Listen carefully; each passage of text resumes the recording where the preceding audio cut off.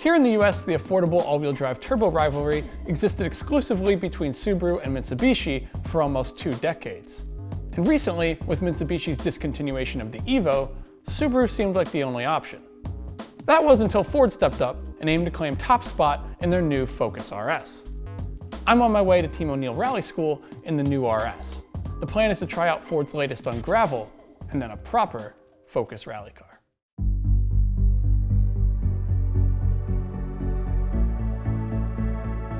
It's a beautiful fall day in the New Hampshire wilderness, and just north of the White Mountains exists the finest rally school in North America. And I'm getting excited, because I'm almost there, driving Ford's newest all-wheel drive toy. Woohoo! This thing goes. So everybody knows that the new Ford Focus RS is damn good, but not many people have taken it on gravel yet. So that's why I'm taking this car to Team ONeil Rally School in Dalton, New Hampshire, so we can shake this thing down and see how good it is on the dirt.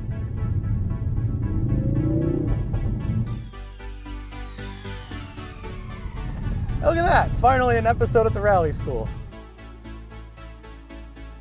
The roads at Team ONeil are second to none. Their creator, Tim ONeil, strives to give students the highest quality experience without the frills. He has a tremendous fleet of vehicles, with the aim to teach students the correct way of handling different drivetrains on loose surfaces. Among the Subarus, Audis, and E30s are a countless number of Ford Fiestas, teaching students proper left foot braking technique with an emphasis on carrying momentum. Also known as the slow car fast approach. I didn't exactly listen because I brought a fast car on the absolutely wrong wheels and tires. All right, so we're here at Team ONeil. We have the RS and it's on the beautiful gravel skid pad. So I got my buddy Alex Jager. This is his car and we're gonna go beat the shit out of it and see how good these things really are in gravel. I've been lucky enough to drive a few RSs, and I think Ford did a phenomenal job making a practical performance hatch.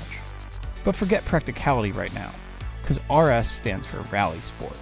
Famous RS variants include rallying icons like the Ford Escort and the RS 200 Group B car. So I'm bringing this latest RS model to the gravel to see if it shares a love for dirt. Because if it works nicely out of the box, these could be lovely club rally crossers. So this is your RS, right? That is true. Has it seen dirt yet? Other than driving in here, absolutely not. So it's brand new, you bought it from the dealer. Are you okay with us beating the shit out of it? Absolutely. That's good enough for me.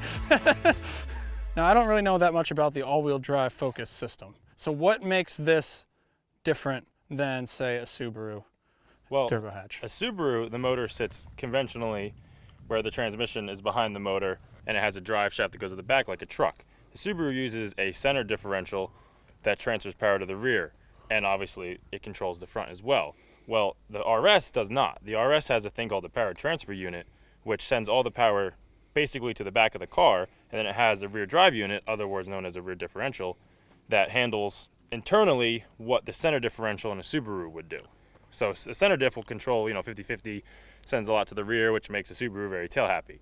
These, it has a series of wet clutches in the back and also has the ability to multiply the rear gear ratio up to 1.8 times. So it acts as if the car is actually getting more rear power when it's really just changing the gear ratio, so we'll make it more tail happy. So that's what the famous drift mode is, yeah. Correct? Is it's changing the ratio of the rear diff to get more rear wheel spin. It also, you feel it in the steering, it lightens up very much. You don't have quite as much of a tight steering, and it feels like it almost shuts the front differential down so that it tries to rear drive it more. It also kind of locks, it has 2 wet clutches on the inside of each axle like a motorcycle. Okay. And it can lock them so it'll be like, kind of like a welded diff, but not so much because it's not that crazy. Right.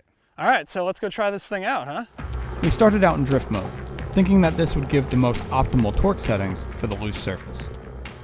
I gotta let Alex drive first because obviously it's his car, and since we're kind of beating on it, I want to see if we can actually beat on this thing without I just want to see how it feels in some different areas. Yeah.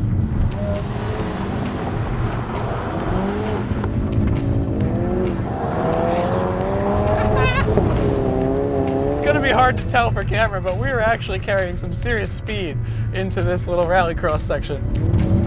Oh yeah, dude.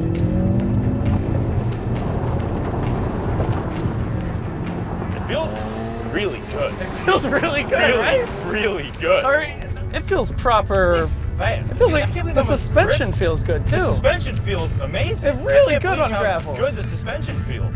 Like that's what I thought was gonna suck, but it's very floaty. It's so It forgiving. has a lot of. It has great It dampening. responds so well to left foot braking. I mean, seriously, it feels so good. Just donuts for the fans. Donuts for the fans. All right, I gotta try this. We swapped, and I took it for a spin. All right, buddy, you ready? Yeah, have at it.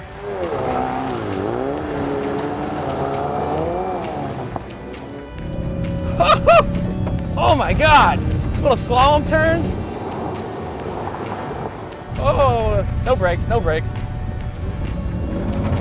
There it is. She comes around in first gear. Woo-hoo-hoo-hoo!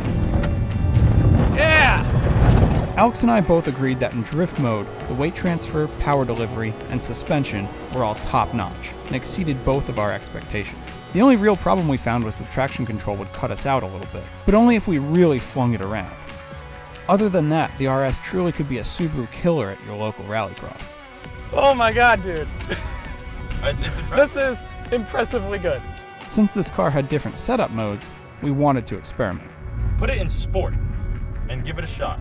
Put it in sport. Yeah, put it drive mode, then select over to sport.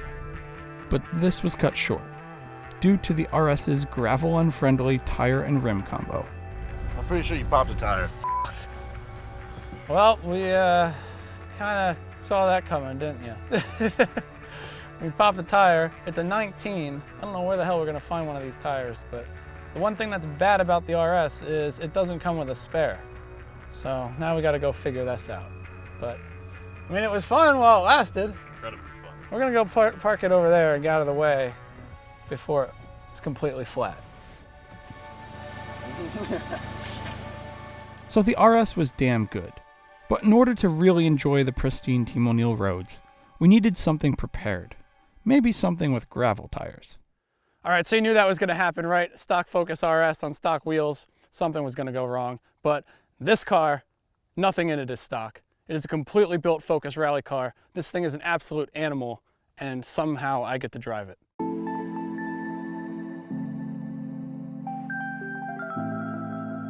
So you may have had your eye on this Focus rally car in the background of some of my narration bits throughout the series.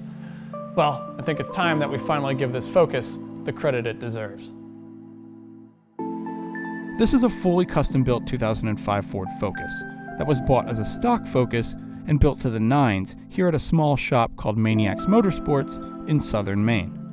I guess you could say these guys have some Focus experience. There's even 2 RSs in the driveway.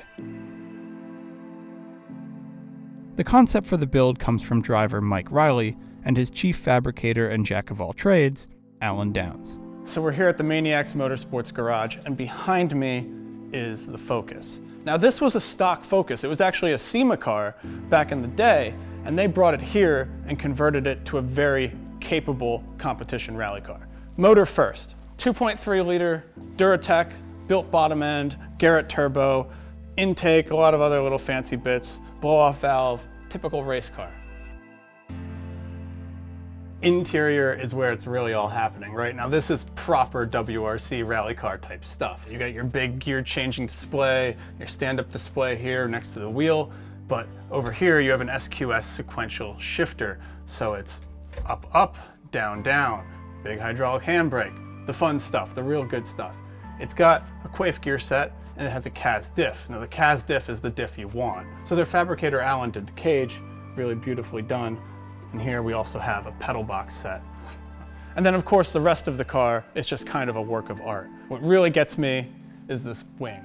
Now, it's really not the best mold of a wing, it's just a replica WRC wing.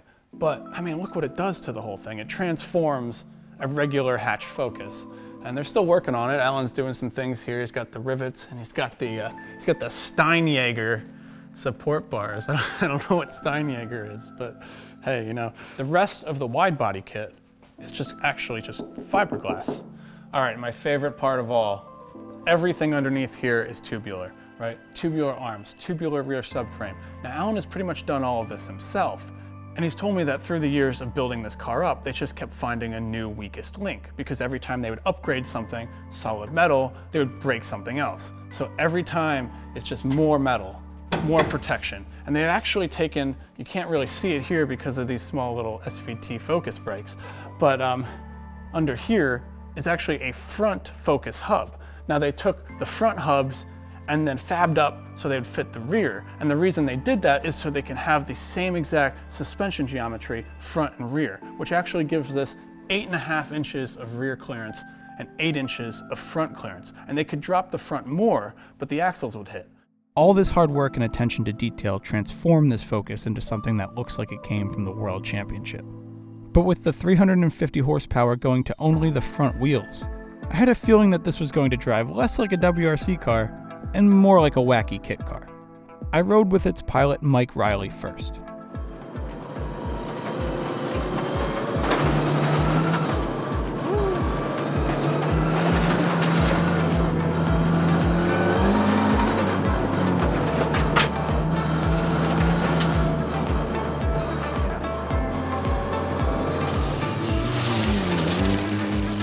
Mike showed me the ropes, and then spun us through the finish line.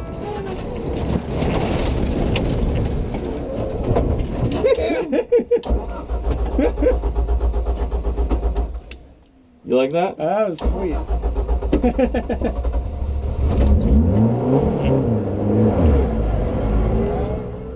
Then it was my turn. I buckled in, getting set to barrel down stages I've never driven in a high horsepower front wheel drive car. So much for slow car fast. I clicked it into gear, and it was time to go. Here goes nothing.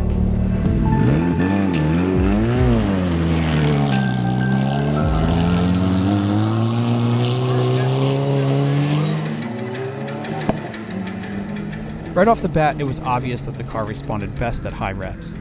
But I wasn't used to the car yet, so this felt like it just wanted to blow the tires off.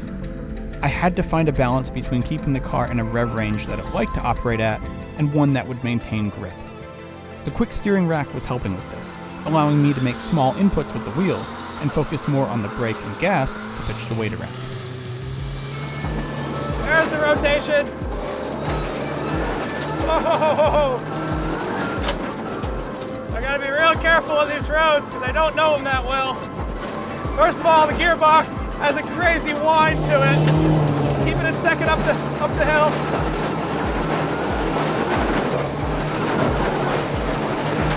Yeah!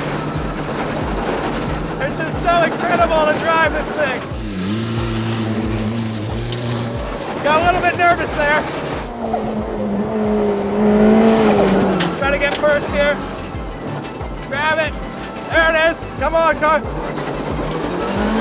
Just get on the left foot.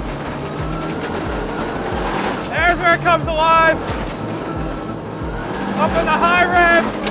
I was being pretty careful with it, and I realized that, okay, well, it operates a little bit weird in the low revs because it wants high revs. It wants to go really high. And then it starts to really perform, and you start to get a lot back and a lot of feel from the car. So I was letting it go a little bit more and a little bit more. And as soon as I really let it go, I realized that the suspension geometry and everything was just working so well that this car is actually easier to drive faster than it is to kind of putt around. So I started feeling way more comfortable really quickly. So then I just started pushing and grabbing gears and just having an absolute ball with it. Okay, I'm used to it, and I love it. Oh, I think I was quicker than you through there, Riley. Woo!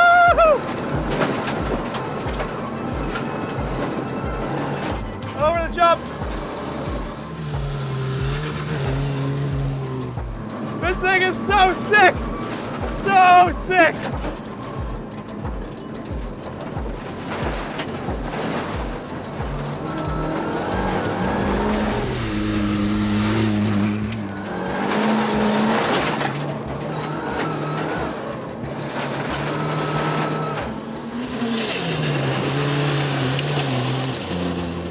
Oh my God! You can go so fast in this thing!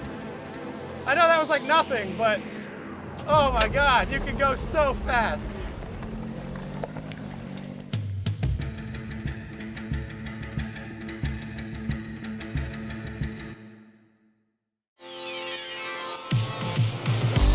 So Ford, keep doing what you're doing.